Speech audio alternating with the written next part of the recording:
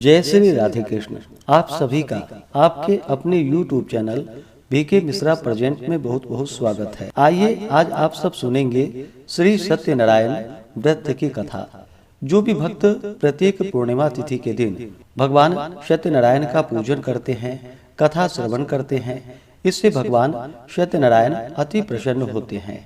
कली काल में भगवान सत्यनारायण का पूजन जो कि बड़ा ही पुण्य फलदायी माना गया है, यह सभी प्रकार के पाप और ताप को नष्ट करने वाला है तथा इस दिन व्रत को धारण करके भगवान का पूजन करके कथा सुनते हैं। इससे भगवान सत्यनारायण अपने भक्तों के सभी प्रकार के दुख और कष्टों को दूर कर देते हैं तथा सुख और समृद्धि का आशीर्वाद प्रदान करते हैं। तो आइए सुनते हैं श्री सत्यनारायण व्रत की कथा। अगर आप सत्यनारायण व्रत कथा के उपलक्ष्य में ब्राह्मण दक्षिणा, अन्नदान, वस्त्रदान आदि के लिए देना चाहते हो तो आप अपने श्रद्धा और सामर्थ्य के अनुसार हमें डिस्क्रिप्शन में जाकर के वहां से गूगल पे, फोन पे या अकाउंट नंबर के माध्यम से आप अपने श्रद्धा और सामर्थ्य के अनुसार हमें ब्राह्मण दक्षिणा प्रदान कर सकते हैं। तो आइए सुनते हैं श्री सत्यनारायण व्रत की कथा। तो बोलिए प्रेम से श्री सत्यनारायण स्वामी की जय, भगवान विष्णु की जय, माता लक्ष्मी की जय, सर्वदेवी देवता की जय। श्री सत्यनारायण व्रत कथा पहला अध्याय।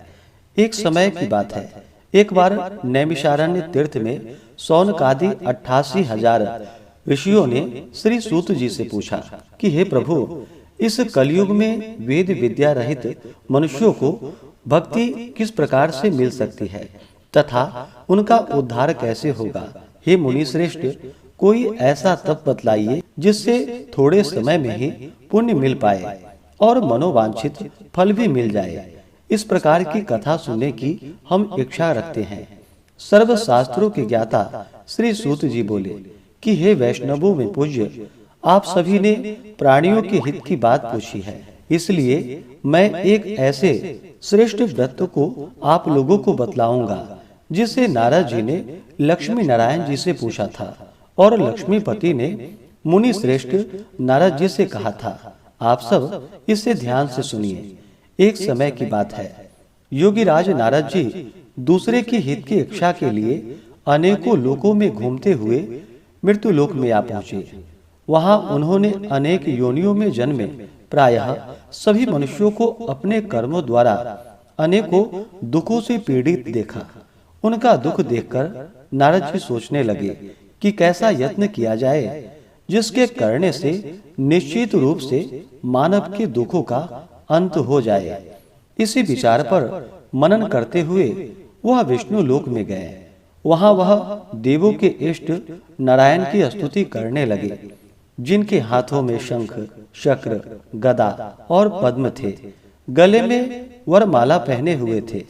उनकी स्तुति करते हुए नारद जी बोले कि हे भगवान, आप अत्यंत शक्ति से संपन्न हैं तथा वाणी भी आपको नहीं पा सकती।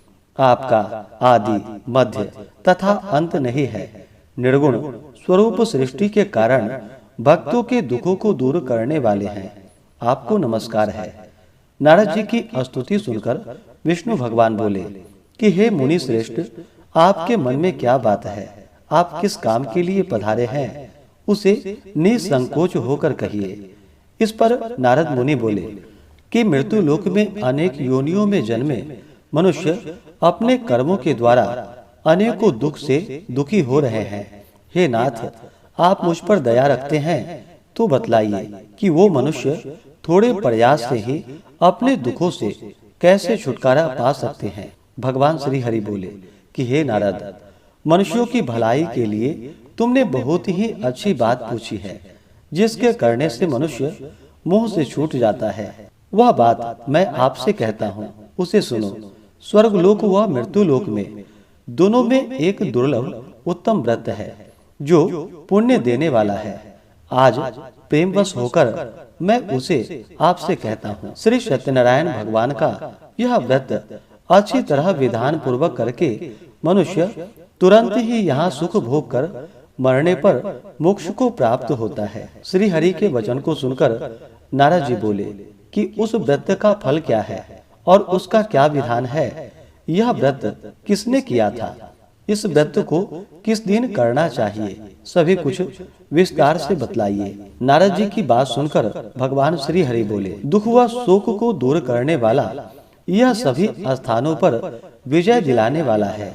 मानवों को भक्ति व श्रद्धा के साथ शाम के समय श्री सत्यनारायण की पूजा धर्म पारायण होकर ब्राह्मणों व बंधुओं के साथ करनी चाहिए। भक्ति भाव से ही नैवेद्य, केले का फल, घी, दूध और गेहूं का आटा सवाया ले।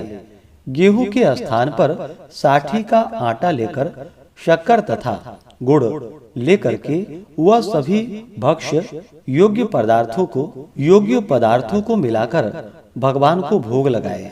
ब्राह्मणों सहित बंधु बांधवों को भी भोजन कराए। उसके बाद स्वयं भोजन करे। भजन कीर्तन के साथ भगवान की भक्ति में लीन हो जाए। इस तरह से सत्यनारायण भगवान का यह व्रत करने पर मनुष्य की सारी इच्छाएं निश्चित रूप से पूरी होती है। इस कली काल अर्थात कलयुग में मृत्यु लोक में मोक्ष का यही एक सरल उपाय बताया गया है। इस प्रकार से श्री सत्यनारायण व्रत कथा में पहले अध्याय की कथा पूर्ण हुई। तो बोलिए प्रेम से श्री सत्यनारायण स्वामी की जय। दूसरे अध्याय की कथा। श्री सूत जी बोले कि हे ऋषियों, जिसने पहले समय में इस व्रत को किया था उसका इतिहास कहता हूँ, ध्यान से सुनो।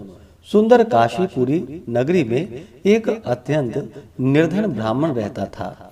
भूख प्यास से परेशान वह धरती पर घूमता रहता था।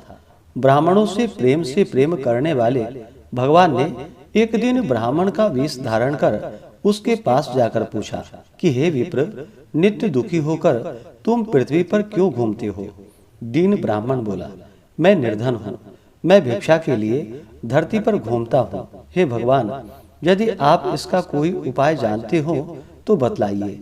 वृद्ध ब्राह्मण कहते हैं कि सत्यनारायण भगवान मनोवांछित फल देने वाले हैं, इसलिए तुम उनका पूजन करो। इसे करने से मनुष्य सभी दुखों से मुक्त हो जाता है।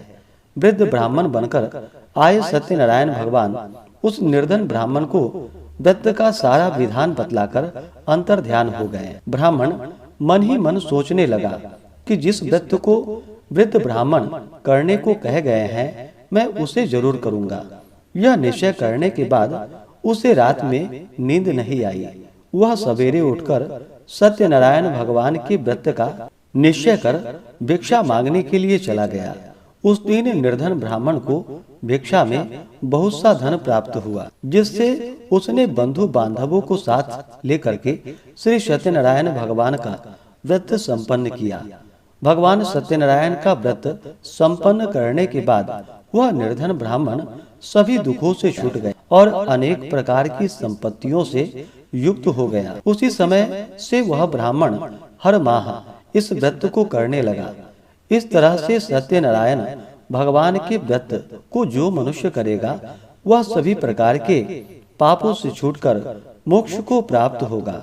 जो मनुष्य इस व्रत को करेगा वह सभी दुखों से मुक्त हो जाएगा। श्री सूत जी बोले, इस तरह से नारद जी से नारायण जी का कहा हुआ श्री सत्यनारायण व्रत को मैंने तुमसे कहा है। हे विप्रो, मैं अब और क्या कहूँ? ऋषि बोले कि हे मुनिवर, संसार में उस विप्र से सुनकर और किस किस ने इस व्रत को किया, हम सब इस बात को सुनना चाहते हैं। इसके लिए हमारे मन में श्रद्धा का भाव है। श्री सूत जी बोले कि हे मुनियों, जिसने इस व्रत को किया है वह सब सुनो। एक समय वही विप्र धन व ऐश्वर्य के अनुसार अपने बंधु बांधवों के साथ इस व्रत को करने को तैयार हुआ। उसी समय एक लकड़ी बेचने वाला बूढ़ा आदमी आया और लकड़ियां बाहर रखकर अंदर ब्राह्मण के घर में गया। प्यास से दुखी वह लकड़हारा उसको व्रत करते हुए देखकर विप्र को नमस्कार कर पूछने लगा कि आप यह क्या कर रहे हैं तथा इसे करने से क्या फल मिलेगा, कृपा करके मुझे बतलाइए। ब्राह्मण ने कहा कि सब मनोकामनाओं को पूरा करने वाला यह सत्यनारायण भगवान का व्रत है। इनकी कृपा से ही मेरे घर में धन धान्य आदि की वृद्धि हुई है। विप्र से सत्यनारायण व्रत के बारे में जानकर लकड़हारा बहुत प्रसन्न हुआ और चरणामृत लेकर के वह प्रसाद खाने के बाद वह अपने घर गया। लकड़हारे ने अपने मन में संकल्प किया कि आज लकड़ी बेचने से जो धन मिलेगा उसी से श्री सत्यनारायण भगवान का उत्तम मैं व्रत करूंगा। मन में इस प्रकार विचार करते हुए वह आदमी सिर पर लकड़ियां रखकर उस नगर में बेचने गया जहां पर धनी लोग रहते थे। उस नगर में उसे अपनी लकड़ियों का दाम पहले से 4 गुना अधिक प्राप्त हुआ। बूढ़ा लकड़हारा प्रसन्नता के साथ दाम ले करके केले, शक्कर, घी, दूध, दही और गेहूं का आटा ले और सत्यनारायण भगवान के व्रत की अन्य सामग्रियां लेकर के अपने घर गया। वहां उसने अपने बंधु बांधवों को बुलाकर विधि विधान से सत्यनारायण भगवान का पूजन और व्रत किया। इस व्रत के प्रभाव से वह बूढ़ा लकड़हारा धन, पुत्र आदि से युक्त होकर संसार के समस्त सुख भोग अंतकाल में वैकुंठ धाम को चला गया। इस प्रकार से श्री सत्यनारायण व्रत कथा में दूसरे अध्याय की कथा पूर्ण हुई। तो बोलिए प्रेम से श्री सत्यनारायण स्वामी की जय। अब आइए सुनते हैं तीसरे अध्याय की कथा। श्री सूत जी बोले कि हे श्रेष्ठ मुनियों, अब आगे की कथा कहता हूँ। पहले समय में उल्का मुख नाम का एक बुद्धिमान राजा था। वह सत्य वक्ता और जितेंद्रिय था। प्रतिदिन दिव्य स्थानों पर जाता और निर्धनों को धन देकर उनके कष्ट दूर करता था। उसकी पत्नी कमल के समान मुख वाली तथा सती साध्वी थी। भद्रशिला नदी के तट पर उन दोनों ने श्री सत्यनारायण भगवान का व्रत किया। उसी समय साधु नाम का एक वैश्य आया। उसके पास व्यापार करने के लिए बहुत सा धन भी था। राजा को व्रत करते देखकर वह विनय के साथ पूछने लगा कि हे राजन, भक्ति भाव से पूर्ण होकर आप यह क्या कर रहे हैं? मैं सुनने की इच्छा रखता हूँ, तो आप मुझे बतलाइए। राजा बोला कि हे साधु, अपने बंधु बांधवों के साथ पुत्रादि की प्राप्ति के लिए एक महाशक्तिमान श्री सत्यनारायण भगवान का व्रत व पूजन कर रहा हूँ। राजा के वचन सुनकर साधु आदर से बोला कि हे राजन, मुझे इस व्रत का सारा विधान कहिए। आपके कथानुसार मैं भी इस व्रत को करूँगा। मेरी भी संतान नहीं है और इस व्रत को करने से निश्चित रूप से मुझे संतान की प्राप्ति होगी। राजा से व्रत का सारा विधान सुनकर व्यापार से निवृत्त हो वह अपने घर को चला गया। साधु वैश्य ने अपनी पत्नी को संतान देने वाले इस व्रत का वर्णन कह सुनाया और कहा कि जब मेरी संतान होगी तब मैं इस व्रत को करूंगा। साधु ने इस तरह के वचन अपनी पत्नी लीलावती से कहे। एक दिन लीलावती पति के साथ आनंदित हो सांसारिक धर्म में प्रवृत्त होकर सत्यनारायण भगवान की कृपा से गर्भवती हो गई। 10वें महीने में उसके गर्भ से एक सुंदर कन्या ने जन्म लिया। दिनों दिन वह ऐसे बढ़ने लगी जैसे कि शुक्ल पक्षी की चंद्रमा बढ़ता है। माता पिता ने अपनी कन्या का नाम कलावती रखा। एक दिन लीलावती ने मीठे शब्दों में अपने पति को याद दिलाया कि आपने सत्यनारायण भगवान के जिस व्रत को करने का संकल्प लिया था उसे करने का समय आ गया है। आप इस व्रत को करिए। साधु बोला कि हे प्रिय, इस व्रत को मैं उसके विवाह पर करूंगा। इस प्रकार अपनी पत्नी को आश्वासन देकर वह नगर को चला गया। कलावती पिता के घर में वृद्धि को प्राप्त हुई और दिनों दिन बढ़ने लगी। साधु ने एक बार नगर में अपनी कन्या को सखियों के साथ देखा तो तुरंत ही दूत को बुलाया और कहा कि मेरी कन्या के योग्य वर देख कर के आओ। साधु की बात सुनकर दूत कंचन नगर में पहुंचा और वहां देखभाल कर लड़की के सुयोग्य वणिक पुत्र को ले आया। सुयोग्य लड़के को देखकर साधु ने अपनी बंधु बांधवों को बुलाकर अपनी पुत्री का विवाह कर दिया। लेकिन दुर्भाग्य की बात यह थी कि उसने अभी भी सत्यनारायण भगवान का व्रत नहीं किया। इस पर श्री सत्यनारायण भगवान क्रोधित हो गए और श्राप दे दिया कि साधु को अत्यधिक दुख की प्राप्ति हो। अपने कार्य में कुशल साधु बनिया जमाई को लेकर समुद्र के पास स्थित होकर रत्नासारपुर नगर में गया। वहां जाकर दामाद ससुर दोनों मिलकर चंद्रकेतु राजा के नगर में व्यापार करने लगे। एक दिन भगवान सत्यनारायण की माया से एक चोर राजा का धन चुराकर भाग रहा था। उसने राजा के सिपाहियों को अपना पीछा करते देख चुराया हुआ धन वहां रख दिया, जहां पर साधु अपने जमाई के साथ ठहरा हुआ था।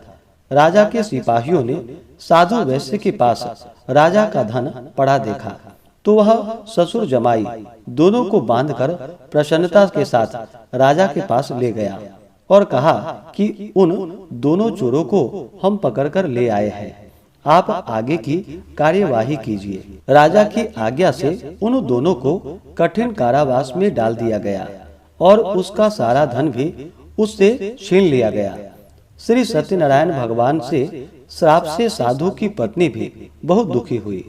घर में जो धन रखा था उसे चोर चुरा कर ले गए।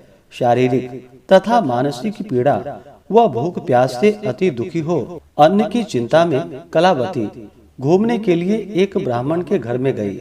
वहां उसने श्री सत्यनारायण भगवान का व्रत होते देखा, फिर कथा भी सुनी। वह प्रसाद ग्रहण कर रात को घर वापिस आई। माता ने कलावती से पूछा कि हे पुत्री, अब तक तुम कहाँ थी, तेरे मन में क्या है?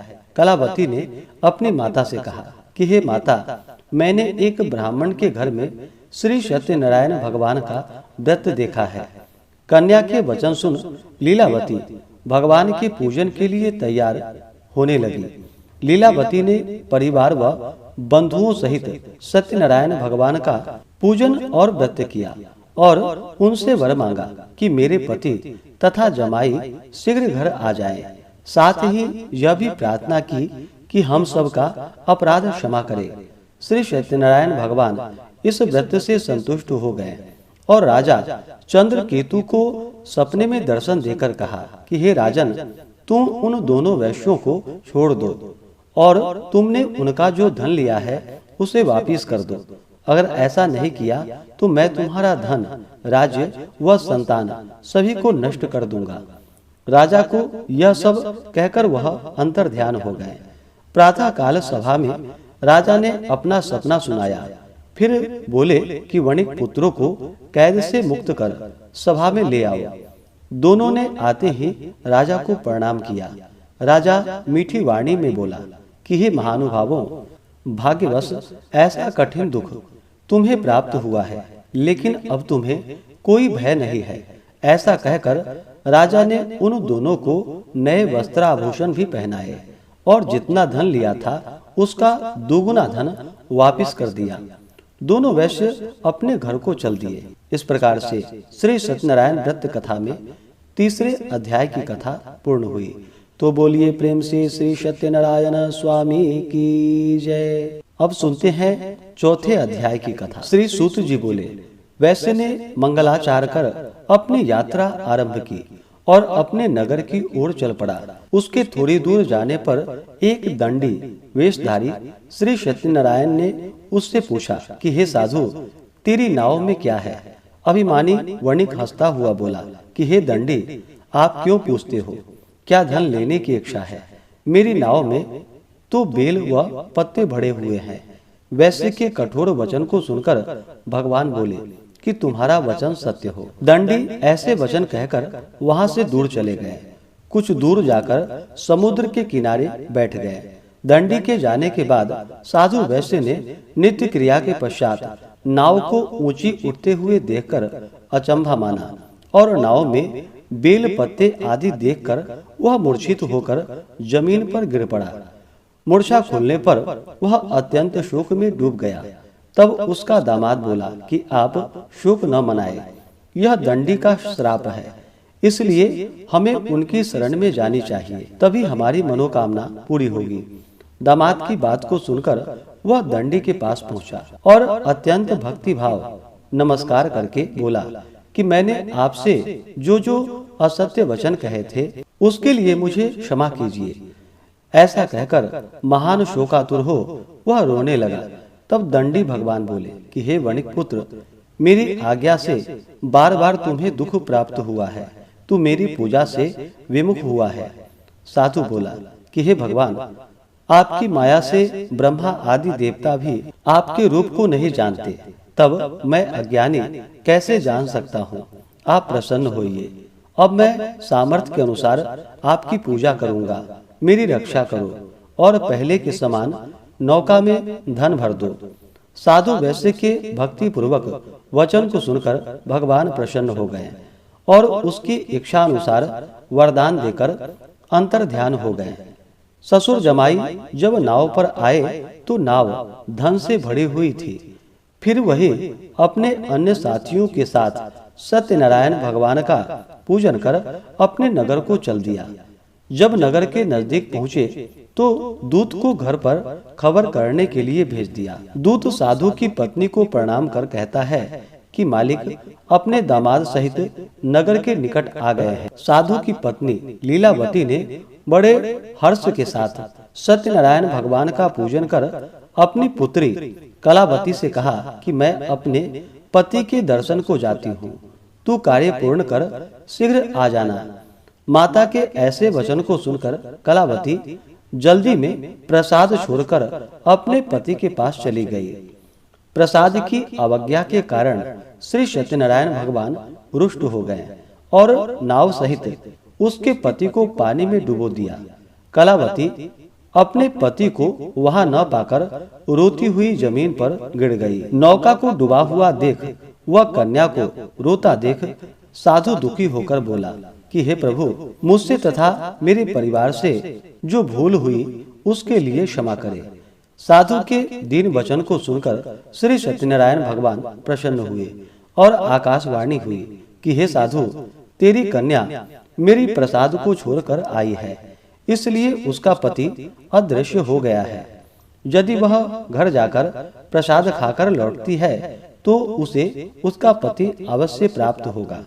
ऐसी आकाशवाणी को सुनकर कलावती घर पहुंची और प्रसाद खाकर फिर आकर अपने पति के दर्शन करती है। इसके बाद साधु अपने बंधु बांधवों सहित श्री सत्यनारायण भगवान का विधि विधान से पूजन करता है। इस लोक का सुख भोग वह अंत में स्वर्ग को प्राप्त होता है। इस प्रकार से श्री सत्यनारायण व्रत कथा में चौथे अध्याय की कथा पूर्ण हुई।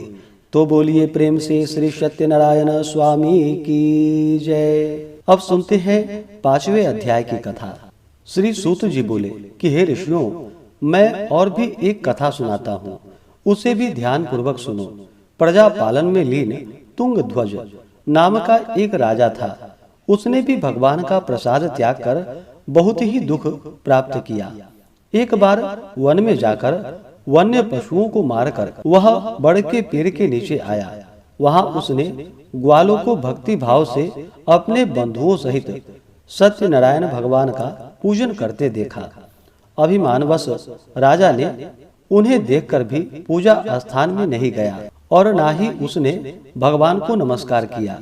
ग्वालों ने राजा को प्रसाद दिया, लेकिन उसने वह प्रसाद नहीं खाया और प्रसाद को छोड़कर वह अपने नगर को चला गया। जब वह नगर में पहुंचा तो वहां सब कुछ तहस नहस हुआ पाया, तो वह शीघ्र ही समझ गया कि यह सब भगवान ने ही किया है। वह दोबारा ग्वालों के पास पहुंचा और विधि पूर्वक पूजा करके प्रसाद खाया, तो श्री सत्यनारायण भगवान की कृपा से सब कुछ पहले जैसा हो गया।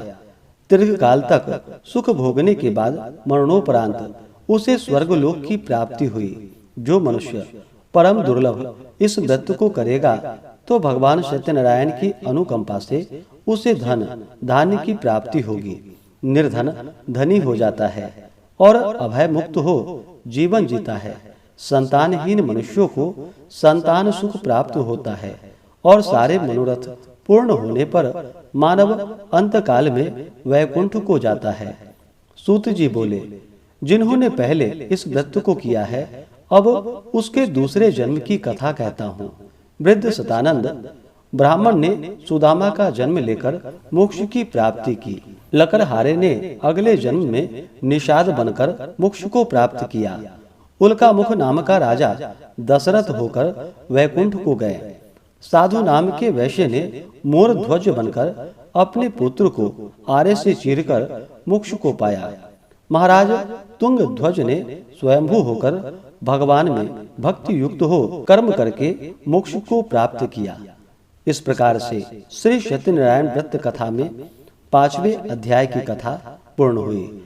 तो बोलिए प्रेम से श्री सत्यनारायण स्वामी की जय, भगवान विष्णु की जय, माता लक्ष्मी की जय, सर्व देवी देवता की जय। इसी प्रकार से जो भी भक्त सच्ची श्रद्धा के साथ नियम और निष्ठा के साथ भगवान सत्यनारायण का पूजन करते हैं, व्रत रखते हैं, कथा श्रवण करते हैं, तो भगवान सत्यनारायण की कृपा से उनके सभी दुख व कष्ट दूर हो जाते हैं तथा सभी प्रकार के सुख और समृद्धि की प्राप्ति होती है। तो आशा करता हूँ कि यह कथा आपको अच्छा लगा हो।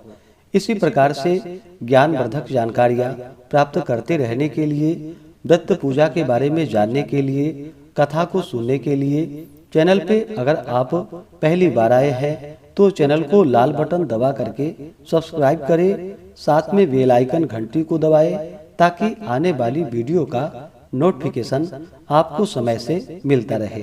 वीडियो को लाइक करें, शेयर करें। सुखी रहें और स्वस्थ रहें। जय श्री राधे कृष्ण। धन्यवाद।